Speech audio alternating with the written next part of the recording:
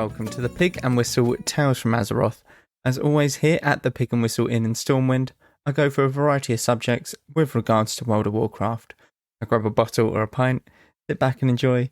Today, we're going to be going over the roadmap that has been released by Blizzard for Dragonflight. Essentially, it gives us a look at what they're looking to introduce into the game up until 10.2, and from what we see, it's very, very hopeful. It's very hopeful is the best way to put it. But obviously, we start off with the weekly news. There is no bonus event for this week in WoW due to it being the week of Christmas. So yeah, I didn't know that they did that, but apparently there is no bonus event because a lot of people won't be on. They're trying to incentivize people not to be on a game at Christmas time, Christmas Day, stuff like that, spend time with your family, etc., which makes a lot of sense. So the world bosses for this week are, I'm going to butcher this name, or the world boss for this week, I should say, is Strunran. I'm gonna go with that. The brawl for this week is Gravity Lapse. This is either storm only, and essentially you are flung into the air every 30 seconds and you are propelled forward. You can land wherever you wish in the battleground. The mythic affixes for this week are Bursting, Grievous, Tyrannical, and Thundering. Bursting, when you kill a enemy NPC, they basically put a dot on you for 4 seconds. It does a bit of damage. This stacks indefinitely, so help your healers out, pop a defensive, or just stack up if you have a discipline priest so that they can master spell. Grievous, when you drop below a certain percent, it is very tough or you take ticking damage until you are healed above that certain percent. This is 90%, this threshold. Tyrannical, bosses and the mobs that they summon are a bit tougher in terms of HP and damage, so make sure you're popping cooldowns on these. And Thundering is the new Dragonflight affix. Essentially, you get a damage boost, 2 of you, but after a while it will stun you unless it is cleansed. The way that you cleanse this is by running into the other person who has the Thundering on them as well. And the spell that we're going to be looking at this week is Cat Form. We're going to be looking at its history and just like the updates and stuff that it's had to it. So we're actually starting in the test realm. This is before World of Warcraft. So we have several points from the test realm, ranging from the 8th of 2004, so August to October 2004.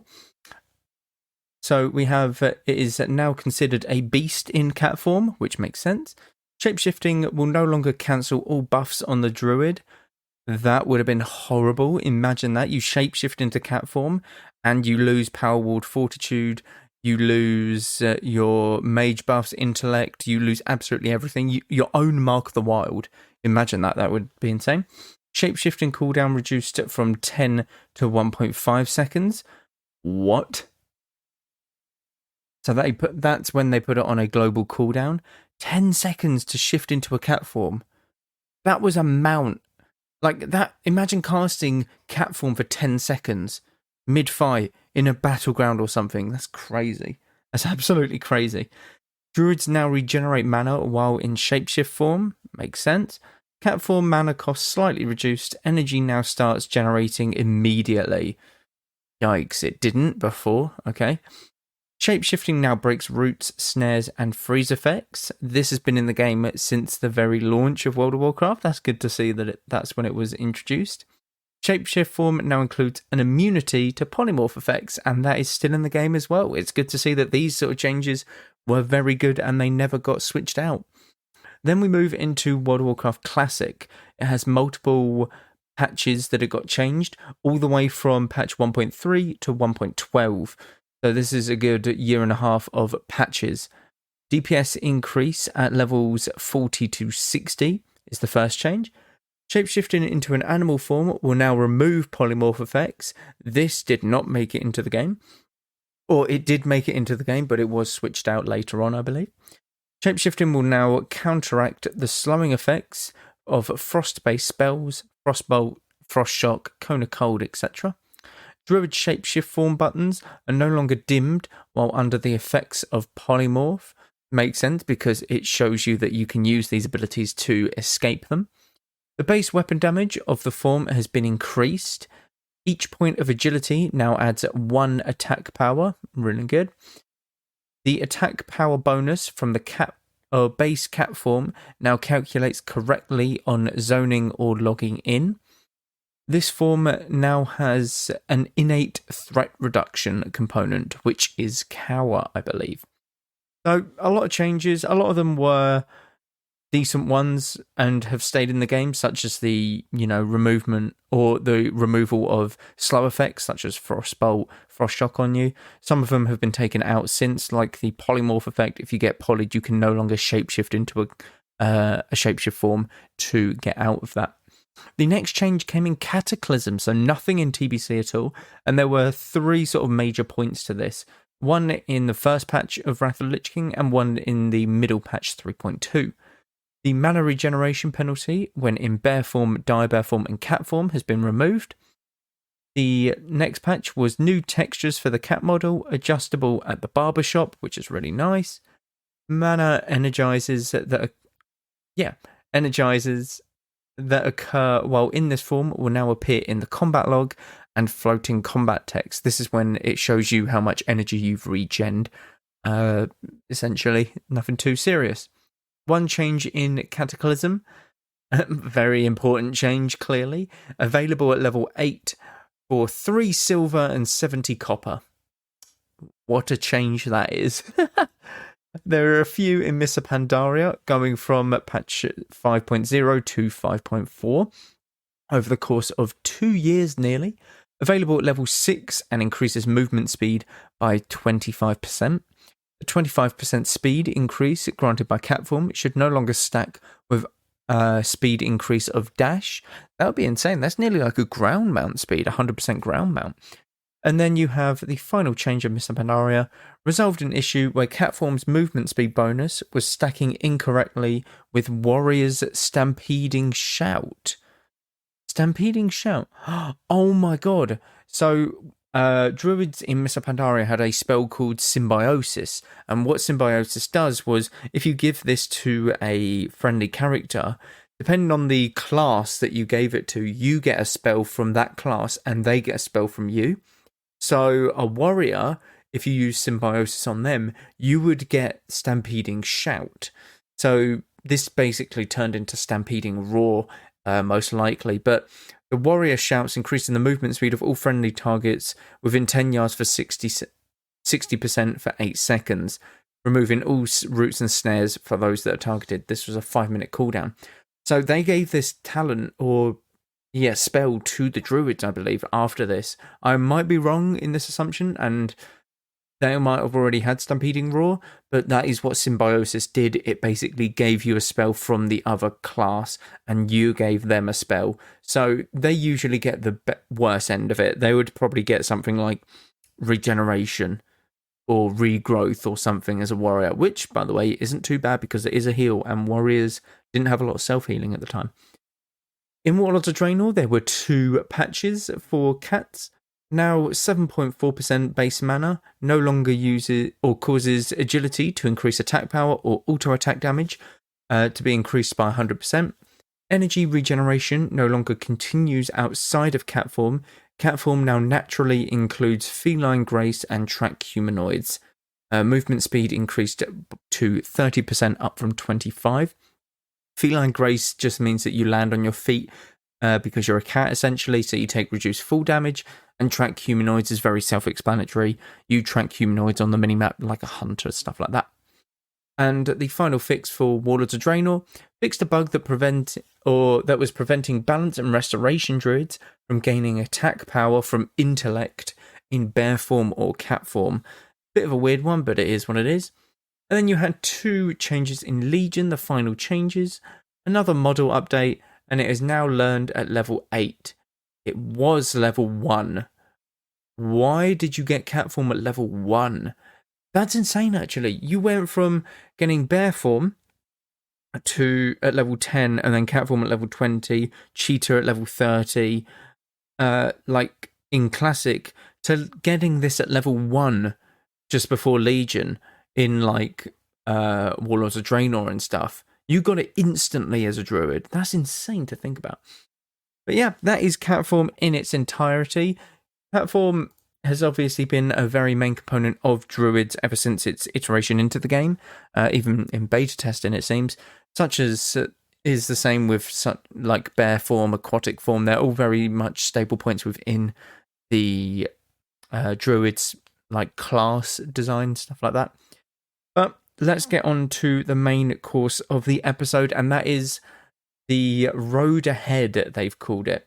So going through this, you can check this all out on Wowhead, by the way.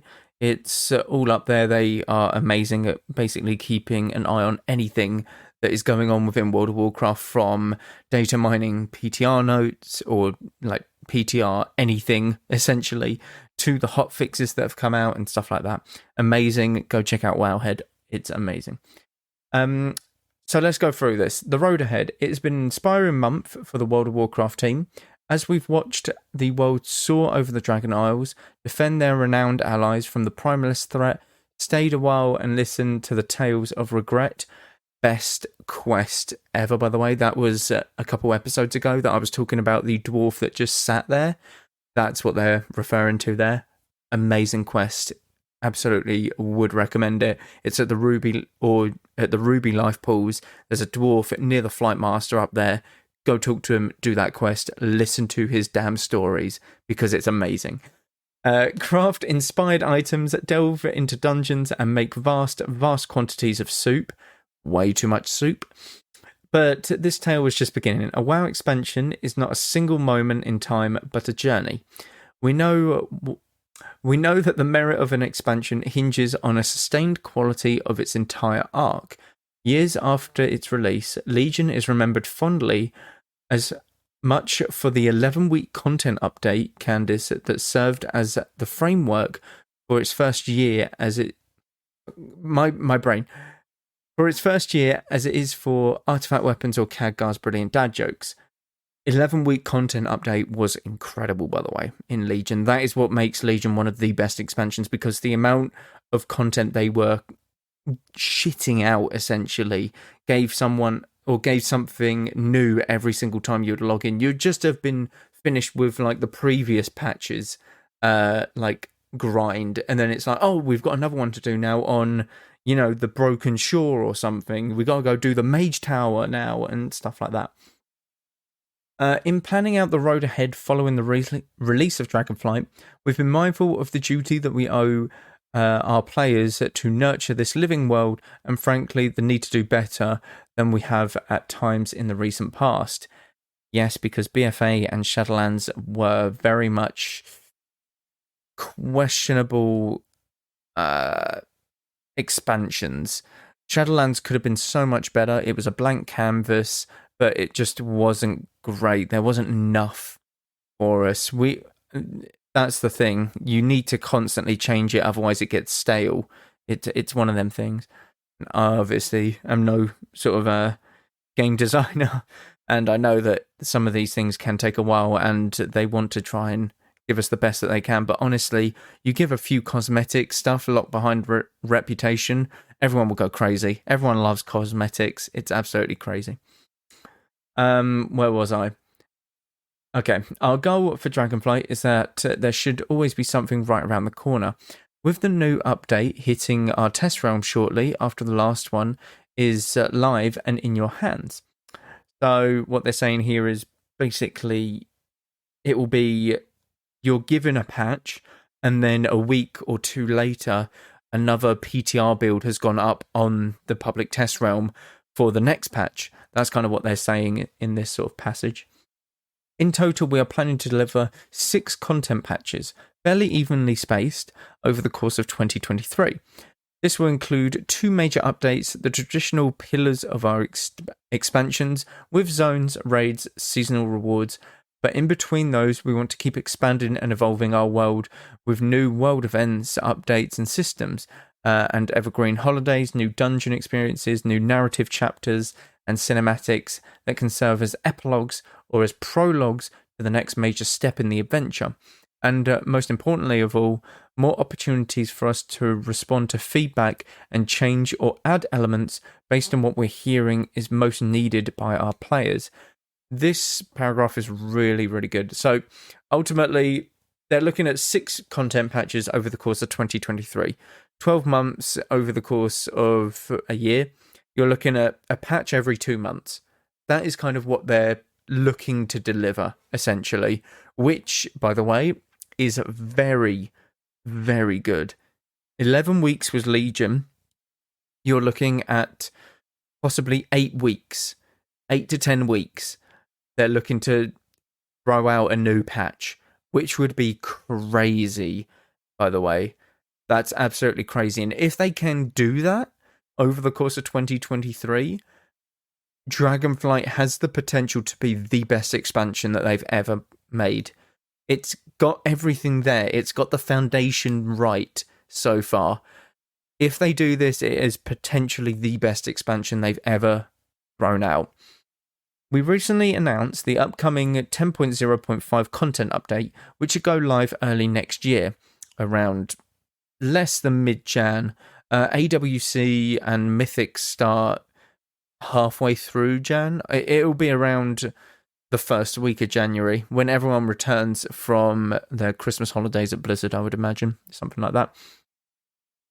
Bringing with it the trading post system, which allows players of all playstyles to earn a wide range of fun cosmetic rewards of their choice, as well as finally allowing poor quality and common quality items to be acquired as transmog appearances.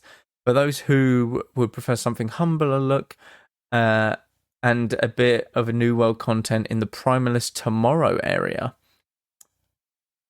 That's weird. Primalist Tomorrow area. I've not heard of that one and didn't see that on the PTR, although I didn't necessarily check. Shortly after that, that is in your hands, we'll release the 10.0.7 content update onto our public test realm. 10.7 or 10.7, bloody hell. 10.0.7 will contain a new quest campaign and repeatable world content set in the Forbidden Reach, as the Drakthir return to their place of confinement, along with some unexpected guests, to learn more of their origins and their destiny.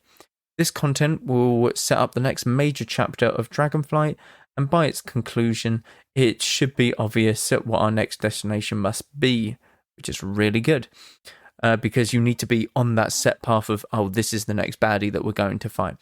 Alongside this new content, we also plan to add quest lines for orcs and humans, cosmetic heritage armor, updates at some of our recurring holidays, and more. I love that they're updating recurring holidays, because obviously each year you've got Winter Veil, Midsummer Fire Festival, Lovers in the Air, Lunar Festival, all of them, and they've been in the game since Classic, probably. Yeah, I believe that they're in there since Classic. So giving them a little revamp, maybe doing something a bit out there, could be a bit crazy. And, everyone's just welcome to change with these sort of things. They've been in the game for nearly 20 years now. They're probably worth a little bit of a look in and changing, to be honest. Yeah, really good, really positive. There will also be a 10.1.5 and 10.1.7 content updates coming in the second half of the year, bridging the period between our second and third major updates. We don't want there to be any specific formula for the size or shape of these updates, but the goal is simple: more Warcraft, more story, more content, more rewards, more events, more tech improvements, with less downtime between them. I don't want to spoil everything, and I'm confident that we are at least a couple of surprises coming along the way that no one is expecting. Player housing maybe, and some of the details that simply aren't decided yet. Because of your feedback, we will help shape exactly what we are prioritizing in these updates. Okay, so we are honoured and humbled by the reception at Dragonflight so far. That's because it's an amazing start of an expansion. You've got to give credit where credit's due. Shadowlands was cool, going into the Realms of Death, but after you get there wasn't you had to grind, and that was always on your mind when you hit max level. Because I hit max level, like I said in the previous episode, and then there was just I felt free, but yeah, it sort of overshadowed the other expansions by that grind. But this is only the start. From me and the entire development team, please accept our wishes for a happy, healthy, and peaceful new year. And we can't wait to see you, or wait for you to see everything we have in store for Azeroth in 2023. This is very good. Okay, so they have obviously a picture up on Wowhead, and this is what the patch cycle was looking like. You have patch 10.0.5 in winter of this year, so yeah, it's still classed as winter. January, early January, they said, which will be the first week of Jan, I believe. It's that, or it'll be the second week, but it'll be in time before the tournament, the AWC stuff and the Mythic Plus tournament MDIs. Then, so what is in this patch is the trading post, Primalist Tomorrow, and white and grey transmogs. Very simple, but very effective. Along with this, by the way, in between all of these are a lot of balance changes with regards to damage done, healing done in PvP and PvE. So these aren't the only things that are coming in this patch. It is a lot of balance changes as well. Then you have patch 10.0.7 in spring. You return to the Forbidden Reach, Human and Orc Heritage Armor, as well as the Holidays update, which is really good. Something new in the Heritage Armor and the Forbidden Reach, and something old with the Holiday updates. So it's those who want to do old content in the old world, which is also very refreshing. Then the big Season 2 in patch 10.1. You have a new zone, a new raid, new PvP season, new Mythic Plus dungeon pool, professions updates, and user interface improvements. We do not know what the professions and the user face improvements are. We know that some of them are coming in the next patch, very small ones, like you can move your bags now in the edit mode, as well as, all of them small buttons in the bottom right, which have your character window, your achievements, that kind of thing. But I'm wondering what they're going to be adding with the user interface improvements. It seems like they might be doing a bit of a bigger overhaul. You can literally move everything, your map, you can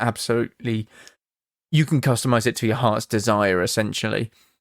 But there might be a few things that they missed out as well. So that will be in around summer, just before summer, I would imagine. If the patch 10.0.7 is in spring, you're looking at, if they're putting them out every 8 to 10 weeks, you're looking at early Jan, early March, mid-March, late March. At the very latest, you're looking at sort of June, most likely, for the next big sort of patch, so next season, essentially. June is actually quite late. Sorry, I've got my months mixed up there. What's the one before June? May, that's it. You're looking at May, which will be a very good, very quick turnaround, essentially, for a major patch. The patch 10.1.5 is going to drop in the summer. This will include a mega dungeon, world events, content and system updates. Not sure what they're going to mean by that, but I mean, I'm here for it, I guess. I don't know what they mean by system updates.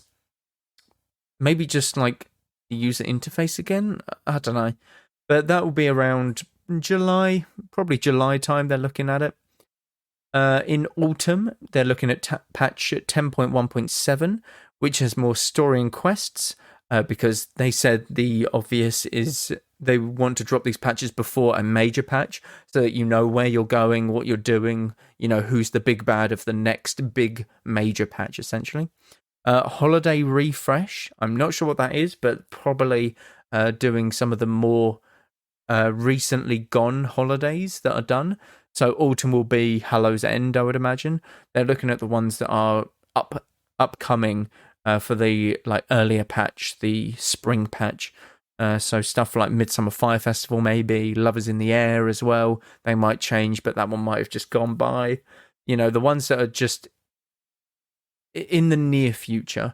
And then these are for the ones that have, recently gone by, but will be coming back around by this time. And then you have Season 3 and patch 10.2 around probably winter of next year.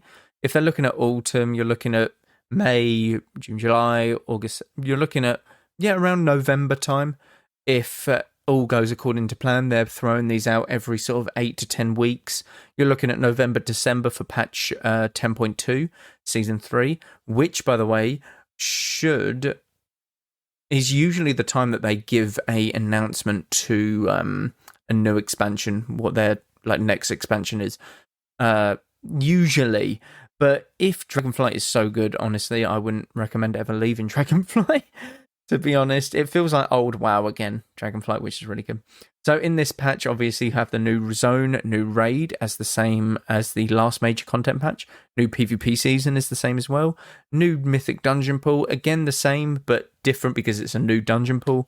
And additional content and features. Again, this is a year in advance, and they said that they hadn't ironed out everything, and they're going to go off feedback from the community, which is really good. And from what we're seeing in Dragonflight, it seems like they are. It seems like they're going through with a lot of the stuff that they promised earlier on in Shadowlands, when everything went all tits up, essentially.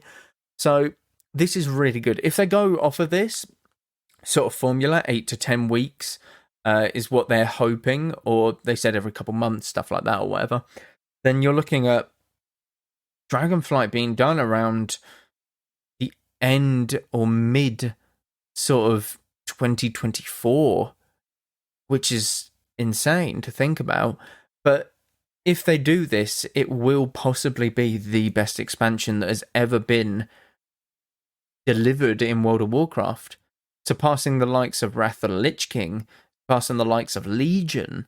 Wrath of the Lich King was good, don't get me wrong, but the amount of content that you could do in Wrath, it has nothing compared to the recent expansions. Even Warlords of Draenor probably had a bit more to do, with managing your garrison, Ashran, collecting the bones to get titles, to customizing the statues in your garrison.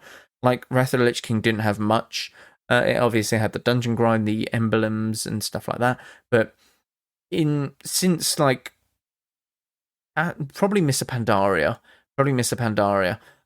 you had a lot more stuff to live up to, or Blizzard had a lot more stuff to live up to in terms of content-wise. They had to just keep producing content, keep going. And the thing is, a lot of people think the simplest content is the best. They're trying to do something that is perfect, but in reality, you can put out a few cosmetics and people will go crazy. If you look at what's locked behind Renown now compared to Shadowlands, which is just cosmetics, a lot of people are wanting to farm the Renown for the cosmetics over people dragging their character through the trenches just to increase their player power by 1%. And it didn't make it fun for them. That's the thing. That's the difference. Give us cosmetic stuff and we will all go crazy. We don't care what it looks like. As long as it looks cool, make it look dope, make it look absolutely amazing, and we will not care. It's one of them things. The simplest things are the solution sometimes. And in WoW, it's a game. You're meant to enjoy it. You're not meant to grind to you're not meant to grind yourself into the ground. Leave that to the mythic raiders. Leave that to the pros of AWC and stuff who practice every day doing arenas and stuff. It's there for the casual player. That's ultimately the marketplace that they wanted to aim for in the first place, and yet they've gone back on that over the years, and it's been more, okay, you need to do this in order to get your character up 1% more in terms of its damage and whatnot, and it's killed a lot of players. It killed the enjoyment because you're grinding. It's almost like a day job. You're doing this to just do an extra 1,000 damage instead of 1,000,001 damage. You're doing 1,000,010 damage. I don't know, that kind of thing. But yeah, essentially, if they go through with this patch cycle, it will be one of the best expansions, regardless of the content that comes out. the content can be completely trash, but as long as they keep like throwing it out constantly, then no one will have a problem with it. It'll be like, oh, well, this raid was awful, but we've got another raid in 4 or 5 months. And in that 4 and 5 months, we've got 2 patches, that give us holiday updates, that give us more stories and quests, that give us a mega dungeon, world events, stuff like that. So a lot of people won't care. Whereas if you look at Warlords of Draenor, for example, Warlords of Draenor had nothing in terms of content. There was an entire year of no content, and the only update we got was adding a selfie camera to your garrison mission table. That was it. But Warlords of Draenor, from what I've heard, has had one of the best raids in WoW's history. If it's so badly looked upon, Warlords of Draenor, because of the lack of content that came out, but if you look at the content that did come out, it was immaculate. But I think a lot of people would want a little more streamlined raiding, stuff like that, but it coming out constantly rather than the best raid ever, but the expansion's kind of ruined and the raid is kind of ruined because there is nothing in between it. There is nothing a year before and a year after this raid. It's kind of just sitting around twiddling your thumbs kind of thing. So it's one of them things. This is really promising.